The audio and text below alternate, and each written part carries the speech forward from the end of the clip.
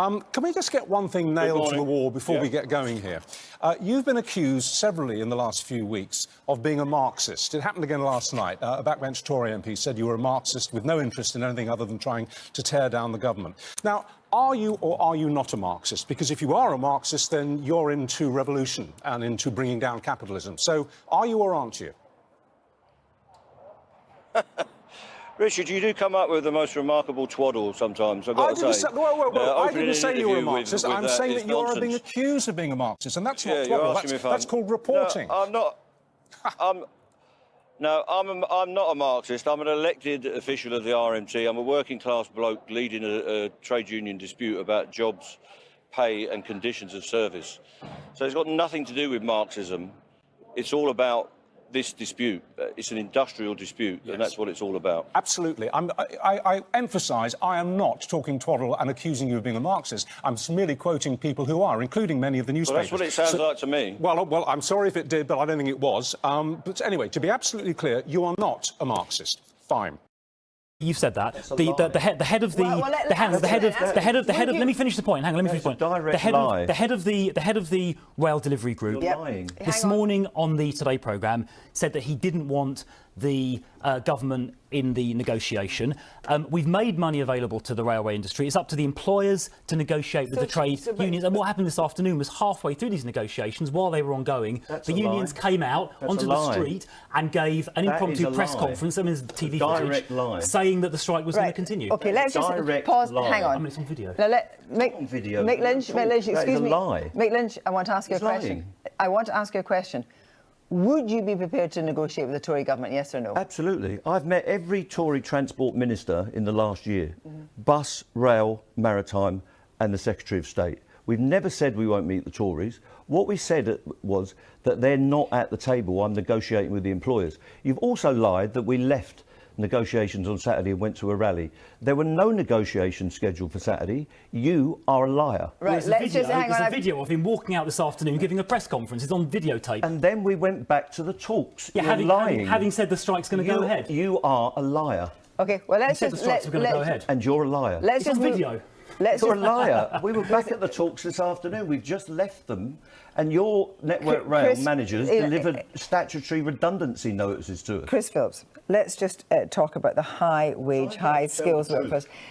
Well, we're not special. The whole country is suffering, and we have got a membership and a trade union that is prepared to fight for what we've got.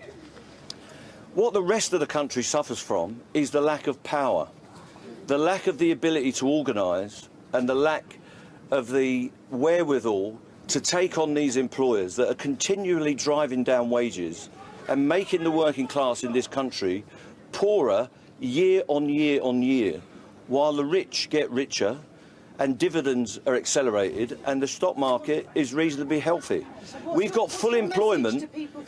We've got full employment and falling wages, and that is a situation that has never happened before, and it cannot be tolerated by working people or by the trade union movement.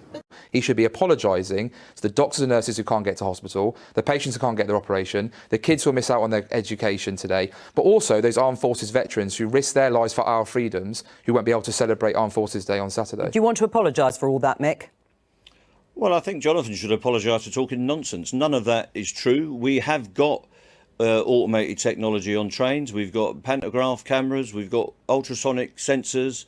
We've got things that detect faults on tracks. That is all rubbish. I negotiated that deal with Network Rail myself. We've got on-train technicians, all sorts of new technology that is being deployed. So that is just stuff that's written in Conservative Central Office for backbench MPs to spout. So no along sorry with to their veterans, ministers. Mick. OK, so no sorry to I veterans. don't want this disruption. I don't want people to be good to know veterans inconvenienced, and I want a settlement to this dispute. I can't do that with a backbench MP who's just learned it off a script. Well, hang on. Let him respond to that. The government is saying that they are going to bring in agency workers. My question to you is, I'm guessing that some of your members will still stay on the picket lines. What will they do if agency workers try to cross those picket lines? Well, we will picket them. What do you think we'll do? We run a picket line and we'll ask them not to go to work. Do you not know how a picket line works? What if they do anyway? I very much know how a picket line works. I'm much older than I look, Mr. Lynch. What will picketing involve? Well, you can see what picketing involves. I can't believe this line of questioning. Picketing is standing outside the workplace to try and encourage people who want to go to work not to go to work. What else do you think it involves? And what if they want... Well, I just wondered what else it might involve, because I very well remember the picket lines of the 1980s, where are you going with your... Mr Lynch. I'm asking you what your members would do, Mr Lynch. Which picket lines are you talking about? The miners' strikes. Miners' strike. Yeah. Well, does it look like the miners' strike? What no, are you talking about? No, it doesn't, Mr Lynch, and I'm just asking, I'm just to clarify. We've gone off into the world of the surreal. No, Mr Lynch, and I'm sorry if you feel the need to ridicule me, but I'm just asking you what you expect your members to do. But your questions are verging into the nonsense. I'm asking you... as effectively as we can. And what does that involve? Look, there it is. That's what it involves. So you won't stop agency workers crossing the picket line? We will try to stop agency workers crossing the picket line by asking them not to go to work. What is it you're suggesting we will do? I'm just asking you. I'm trying to clarify for the benefit of the British public who are being stopped from travelling around the country, Mr Lynch. I'm just trying to clarify exactly what your members will do. And ask politely. Thank you for... I'm replying to you politely. Want to answer the question? What we will... OK, Mr Lynch. I've answered the question about 6 times. If there are people trying to cross the picket line, we ask them not to cross it. I'm asking questions on behalf of my viewers this morning, Mr Lynch. I'm very sorry if you find it offensive. Jenny? Keir Starmer wants to be Prime Minister. And in order to get that job, he needs to show that he's the sort of person who wants to resolve these kinds of disputes. And actually, Mick, you don't know anything about my background or my community or where I come from. So, I can't even see you. I don't even know who you are. So there you go. Well, there you go. So, don't tell me who I am and whether or not I'm working class or whatever, any of those sorts of things. I didn't tell you you weren't working class. I don't even know your name. Well, shouldn't you, Mick? She's, Jenny Chapman, she's on Labour's front bench. Yeah, but I can't see her because I'm sitting in a remote studio. No, I don't know who I'm talking right. to or how many of you there are. That's not really the point. The point that I really want to get across is that what the Labour Party thinks should happen is the government needs to stop causing and making these issues worse. Network Rail says the railway finances are already a mess. Do you not think that by taking strike action like this, you risk making them even worse? Well, they're not a mess. So let's get this clear. The railway has been subsidised since time immemorial, at least since the First World War, and it probably always will be subsidised. What we're seeing now is a recovery in rail. Passenger numbers are up to 90% the week before last, and it's on course to go back to pre-COVID levels. But what we're seeing here is a smokescreen caused by COVID, and many employers are taking this opportunity.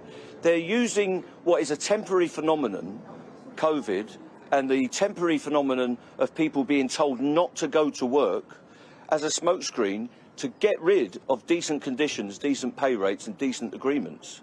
Now, everybody wants our cities, towns and villages to recover. The way we do that, and one of the most important aspects of that, is by having a decent public transport system that can be relied on, is safe and accessible. Cutting staff, cutting services and cutting funding is the opposite to that, and nobody in our community should tolerate that from this government of billionaires who tell everyone else they've got to tighten their belts while they're raking it in.